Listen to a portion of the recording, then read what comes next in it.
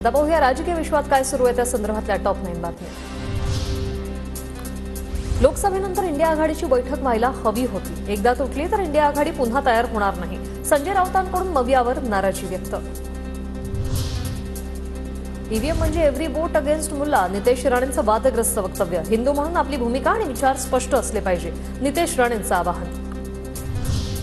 राज्यात आजपासून भाजपचं घर चलो अभियान, घरोघरी जाऊन सदस्य नोंदणी करणार। स्थानिक स्वराज्य संस्था निवडणुकीच्या अनुषंगाने 1.5 कोटी सदस्य बनवण्याचं भाजपचं उद्दिष्ट।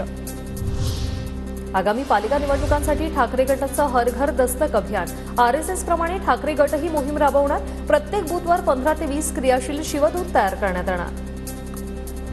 भाजपचं 12 जानेवारीला शिर्डीत अधिवेशन, केंद्रीय गृहमंत्री अमित शाह, जेपी नड्डा अधिवेशनाला उपस्थित राहणार। भाजपच्या सर्व आमदार, खासदार आणि मंत्र्यांना 11 तारखेला शिर्डीत हजर राहण्याच्या सूचना।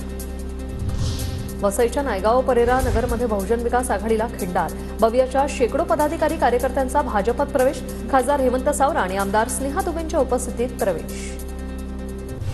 विधानसभा निवडणुकीत भाजप सोडलेल्या नेत्यांना परतीचे वेध, 7 सोडलेले नेते भाजप नेतृत्वाच्या संपर्कात।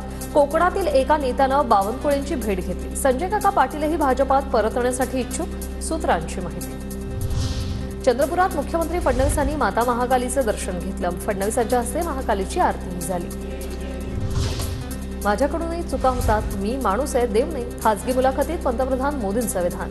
तरुणांनी राजकारणात महत्वाकांक्षा नाही तर उद्दिष्ट घेऊन येण्याचा दिला सल्ला।